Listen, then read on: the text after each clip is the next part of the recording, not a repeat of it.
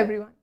इस वीडियो में हम पढ़ेंगे one more important topic of chapter reproduction. हम पढ़ेंगे basically all about sexual reproduction. Sexual reproduction एक इंटरेस्टिंग टॉपिक है। कैसे सेक्सुअल रिप्रोडक्शन ह्यूमंस में होती है, क्या क्या इसमें प्रोसीजर है और क्या इसकी इंपॉर्टेंस है और इसकी क्या ज़रूरत है, कैसे वेरिएशन प्रोड्यूस करेगा, इस सब पढ़ेंगे इन दिस टॉपिक जो कि है sexual reproduction.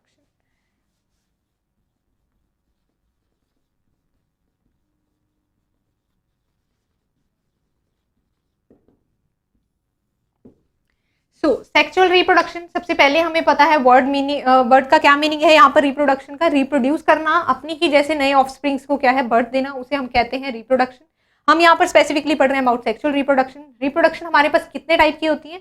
There are basically two types of reproduction, one is asexual and another one is sexual reproduction. तो असेक्सुअल में जो हमें पता है क्या होता है, सिंगल पेरेंट इन्वॉल्व होता है। On the other hand in sexual reproduction there are involve two parents. So इसका मेन बात है सेक्सुअल रिप्रोडक्शन में क्या है,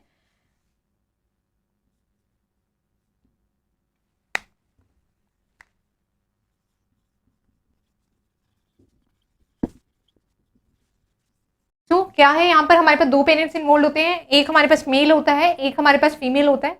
अब इनमें भी क्या है, पूरी बॉडी इसमें पार्टिसिपेट नहीं करती है, कुछ स्मॉल स्ट्रक्चर्स हैं जो इनमें पार्टिसिपेट करते हैं, जिन्हें हम बोलते हैं गैमेट्स। गैमेट्स हमारे पास क्या है, जो हमारे पास फीमेल जो है उनसे जो हमें गैमेट मिलते हैं, जो हमें क्या है रिप्रोडक्टिव यूनिट मिलते हैं, उन्हें हम बोलते हैं एग। और जो मेल के जो रिप्रोडक्टिव यूनिट है और जो गैमेट्स हैं उन्हें हम बोल देते हैं स्पर्म्स। ठीक है, तो यहाँ पर मेंशन करते हैं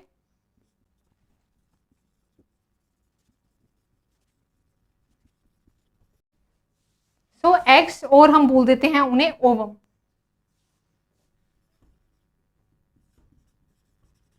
तो यहाँ पर हम क्या बोल देते हैं, इन्हें एग्स भी बोल देते हैं और हमें ओवम भी बोल देते हैं। तो मेल गैमेट्स को हम यहाँ पर बोलते हैं स्पर्म्स, और जो फीमेल गैमेट है वो एग्स हो सकती है, वो ओवम हो सकते हैं। अब इनके बारे में है कि कैसे सेक्सुअल रिप्रोडक्शन होती है। सेक्सुअल रिप्रोडक्शन में हमें क्या है, रिप्रोडक्टिव यूनिट्स चाहिए, जैसे कि स्पर्म और जैसे कि हमारे पास है ओवम या फिर एग है।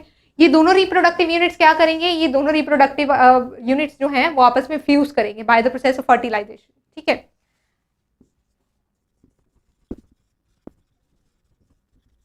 सो जाइगोट फॉर्म होता है after the process of fertilization, और जब ये दोनों गैमेट्स क्या हैं फ्यूज कर जाते हैं, जाइगोट क्या है आगे फर्दर डिवाइड करता है और बनाता है एम्ब्रियो, जिससे बन जाता है आगे डिवीजन के साथ एडल्ट बन जाता है और पूरा एक इंडिविजुअल बन जाता है।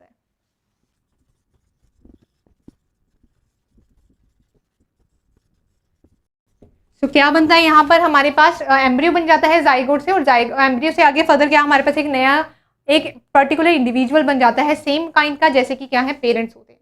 तो यहाँ पर हमारे पास क्या प्रोसेस पढ़ा, हमने पढ़ा अबाउट सेक्सुअल रिप्रोडक्शन, कैसे गैमीट्स हैं वो फ्यूज करते हैं और कैसे उनसे जाइगोट बनता है, और जाइगोट है वो फर्दर क्या है बना देता है नए इंडिविजुअल्स को। सेक्सुअल रिप्रोडक्शन के बारे में और मेन बात क्या है कि गैमीट्स के बारे में अगर हम पढ़ते हैं यहाँ पर कि कैसे यहाँ पर डीएनए है उसका ट्रांसफर होता है। ठीक है, सो बेसिकली हम पढ़ते हैं गैमीट्स के बारे में। गैमीट्स में हमारे पास यहाँ हमने बेसिकली क्या पढ़ना है, हमें देखना है कि कैसे जो डीएनए है, जो मटेरियल है वो डिवाइड होता है और गैमीट्स से के थ्रू फ्यूजन के बाद वो कैसे अगले जो डॉटर सेल है उसके अंदर जाता है। अब जो गैमीट्स हैं उनके बारे में मेन बात क्या है, ये कैरी करते हैं हैप्लॉइड सेट ऑफ क्रोमोसोम्स। ठीक है, मतलब एक सिंगल सेट ऑफ क्रोमोसोम्स ही जाएंगे। हमें पता है कि हमारी ह्यूमन बॉडी के जो सेल्स हैं उनके अंदर प्रेजेंट होते हैं 46 क्रोमोसोम्स। तो ओवरऑल कितने होते हैं, 46 क्रोमोसोम्स। और ये 46 क्रोमोसोम्स को हम क्या बोल देते हैं, 23 पेयर। ठीक है, 23 पेयर्स ऑफ क्रोमोसोम्स प्रेजेंट होते हैं, जिसमें से एक जो सेट होता है वो होता है सेक्स क्रोमोसोम्स का, और 22 को हम बोलते हैं ऑटोसोम्स। तो ये 46 अगर क्रोमोसोम्स हो रहे हैं, और ये क्या है, अगर हमारे पास सपोज कीजिए गैमेट्स नहीं बनते तो क्या होगा, कोई नॉर्मल सेल है अगर बॉडी का, वो यहाँ पर क्या है फ्यूज करेंगे और आगे ऑर्गेनिजम्स बना देते हैं। तो 46 क्रोमोसोम एक पेरेंट से जाएंगे, 46 क्रोमोसोम दूसरे पेरेंट से जाएंगे, वो जो ऑर्गेनिज्म है वहां पर हमारे पास जो ऑफस्प्रिंग बनेगा उसके चांसेस हो जाते हैं कि वो क्या बनेगा, टेट्राप्लॉइड बन जाएगा, उसके पास 4 सेट ऑफ क्रोमोसोम्स हो जाएंगे। ठीक है, इसको अवॉइड करने के लिए, ये चीज ना हो तो इसके लिए स्पेशल हमारे पास क्या बनते हैं स्ट्रक्चर्स, जिन्हें हम बोल देते हैं गैमीट्स। 46 क्रोमोसोम से गैमीट्स में कितने जाएंगे, 23।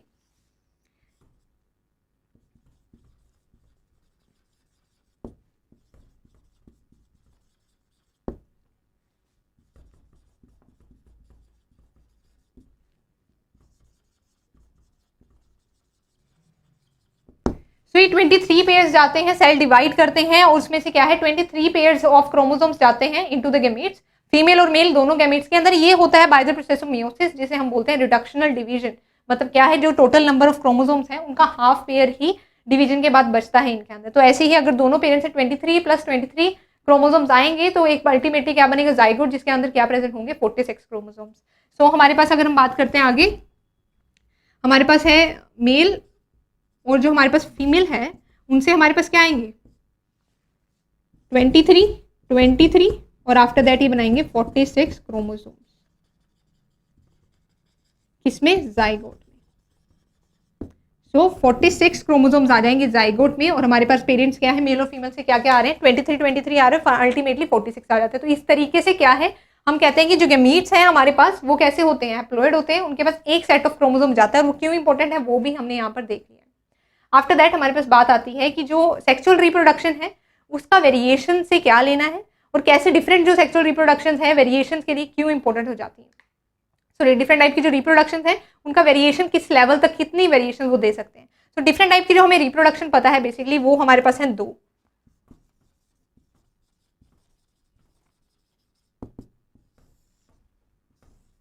वन इज असेक्सुअल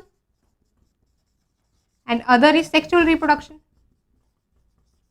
सो हमारे पास दो रिप्रोडक्शंस होती हैं यहाँ पर, one is asexual reproduction and other one is sexual reproduction. तो बेसिकली हम यहाँ क्या पढ़ेंगे, अबाउट वेरिएशन। सेक्सुअल रिप्रोडक्शन का एक इंपॉर्टेंट पॉइंट है हमारे पास वेरिएशन। रिप्रोडक्शन में हमने पढ़ा असेक्सुअल है and there is sexual reproduction. Asexual reproduction में क्या होता है, सिंगल पेरेंट इन्वॉल्व होता है, और इन सेक्सुअल रिप्रोडक्शन दो पेरेंट्स इन्वॉल्व होते हैं। तो यहाँ पर मेनली पेरेंट्स के बेसिस पर भी अगर हम देखें कि दो इंडिविजुअल से जेनेटिक मटेरियल आ रहा है तो चांसेस वेरिएशन के ऑटोमेटिकली सेक्सुअल में ज्यादा बढ़ जाते हैं, on the other hand asexual में कम हो जाते हैं। पर वो मेन क्राइटेरिया नहीं है चेंजेस का, चेंजेस किसी और वजह से होते हैं। असेक्सुअल रिप्रोडक्शन में है, हम कहते हैं काफी ज्यादा पेरेंट जैसे सिमिलर और ऑफस्प्रिंग्स को बर्थ होती है, यहाँ पर बर्थ दी जाती है। ऑन दी अदर हैंड जो यहाँ पर ऑफस्प्रिंग प्रोड्यूस होंगे वो कैसे होते हैं, उनमें काफी ज्यादा कम सिमिलरिटी होती है as compare to the asexual reproduction अपने पेरेंट्स से। वो बिल्कुल अलग इंडिविजुअल्स होते हैं जो यहाँ पर बनते हैं सेक्सुअल रिप्रोडक्शन। असेक्सुअल रिप्रोडक्शन में जो चेंजेस आते हैं वो थोड़े होते हैं, उनका कोई क्या है ओवरऑल इंडिविजुअल पे जो नए डॉटर सेल्स बने हैं उनके ऊपर इतना ज्यादा इफेक्ट शो नहीं होता, बहुत छोटे होते हैं। वो कैसे आते हैं, वो आते हैं during the process of replication. Replication में क्या होता है, during the process of replication एक जो सेल है हमारे पास, ठीक है, उसके अंदर हमारे पास सेल है, उसके अंदर हमारे पास क्रोमेटिन मटेरियल है, मतलब हमारा डीएनए प्रेजेंट है। डीएनए की रेप्लिकेशन होगी, इसका रेप्लिका बनेगा, डबल अप करेगा डीएनए, ताकि क्या है आगे डॉटर सेल्स को दे सके। ठीक है, यहाँ पर डबल अप हो जाएगा। ठीक है, डबल अप होने के बाद वो क्या है, उनसे एक एक सेट है, दोनों पेरेंट्स हैं, वो क्या है ऑफस्प्रिंग को दे सकते हैं। तो ऐसे ही सिंगल में क्या होगा, एक ही पेरेंट है तो उसका क्या है रेप्लिका बनेगा डीएनए का, रेप्लिकेशन के थ्रू डबल अप हो जाएगा ये हमारा जो डीएनए है, क्रोमोसोम्स के फॉर्म में है, क्रोमेटिन के फॉर्म में है। तो वो जो डबल डीएनए है उसमें से जो एक सेट है वो चला जाता है टू द डॉटर सेल। यहाँ पर वेरिएशन के चांसेस नहीं है, बट रेप्लिकेशन के प्रोसेस में अगर कुछ चेंजेस आ जाते हैं, वेरिएशन आ जाती हैं विद इन द प्रोसेस, तो उसकी वजह से चेंजेस जो आ जाते हैं वो देखे गए हैं सेक्सुअल रिप्रोडक्शन में, पर वो कोई बड़े चेंजेस नहीं होते। ठीक है, तो वेरिएशन के केसेस में असेक्सुअल रिप्रोडक्शन इतना ज्यादा कंट्रीब्यूट नहीं करती। On the other hand sexual reproduction में फर्स्टली दो पेरेंट्स इन्वॉल्व हैं, अलग अलग जेनेटिक मटेरियल आ रहा है। आफ्टर दैट सेक्सुअल रिप्रोडक्शन में प्रोसेस में क्या होता है, यहाँ पर रिकम्बिनेशन होता है जेनेटिक मटेरियल का। जो जेनेटिक मटेरियल आया है उसमें भी एक्सचेंज होता है, दोनों जेनेटिक मटेरियल, दोनों पेरेंट्स के जेनेटिक मटेरियल में क्या है एक्सचेंज होता है। तो यहाँ पर क्या है रिकम्बिनेशन होता है जेनेटिक मटेरियल का।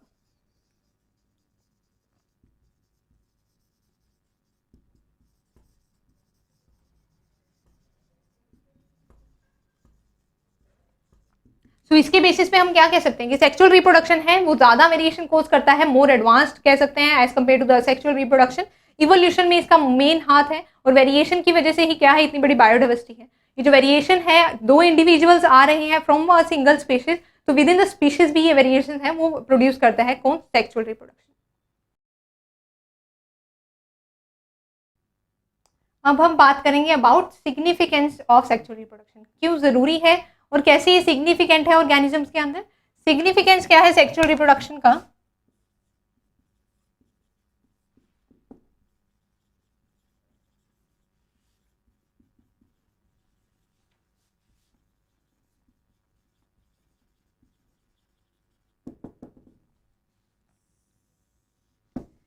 जो मेन है और जो इंपॉर्टेंट पॉइंट यहाँ पर हमारे पास क्या है सिग्निफिकेंस में सेक्सुअल रिप्रोडक्शन में, दैट दीज जो रिप्रोडक्टिव हैं, ये जो रिप्रोडक्शंस हैं ये प्रोड्यूस करती हैं वेरिएशंस इन द ऑर्गेनिजम्स। ये वेरिएशंस कैसे होती हैं, ये होती हैं due to the recombination of genetic material.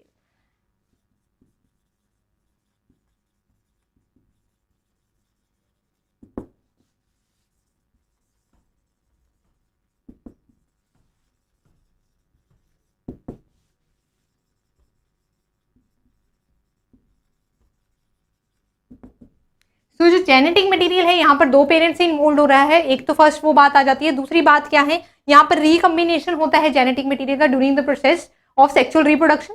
वो रिकम्बिनेशन की वजह से नई नई वेरिएशंस बनती हैं, जिससे जो इंडिविजुअल हैं जस्ट लाइक अस, हम बिल्कुल ही डिफरेंट होते हैं from that of our parents. तो हमारे अंदर सिमिलरिटी उतनी नहीं होती जितनी कि हम देखते हैं इन द असेक्सुअल रिप्रोडक्शन। तो मेन पॉइंट क्या है, सिग्निफिकेंस क्या है सेक्सुअल रिप्रोडक्शन का, कि वेरिएशन प्रोड्यूस करता है। अब इन वेरिएशन का क्या काम है, वेरिएशन है अल्टीमेटली किसमें लीड करती है टू इवोल्यूशन।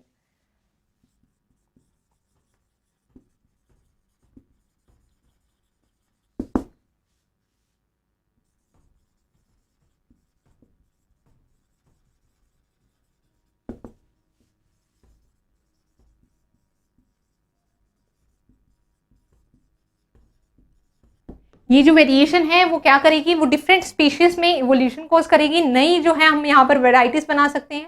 उसके बाद हमारे पास क्या है, जो सेक्सुअल रिप्रोडक्शन है वो ऑर्गेनिजम्स को ज्यादा अडेप्ट करने में हेल्प करती है। ठीक है,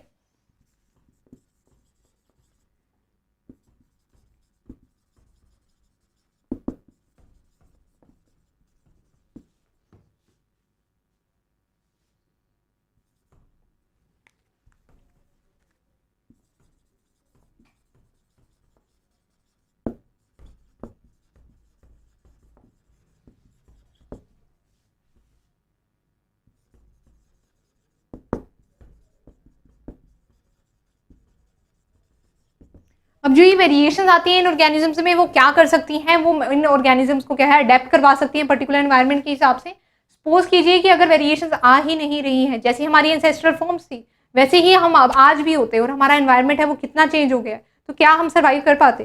तो सर्वाइवल के लिए मेन इंपॉर्टेंट क्या है, सेक्सुअल रिप्रोडक्शन होनी चाहिए, जिसके थ्रू क्या है वेरिएशंस आएंगी, इवॉल्व होंगे ऑर्गेनिजम्स, और अपने जो बाहर की इवोल्यूशन हो रही है, मतलब जो हमारा नेचुरल एनवायरनमेंट चेंज होता जा रहा है, उसके बेसिस पर जो ऑर्गेनिजम्स हैं वो क्या है अडेप्ट कर सकते हैं।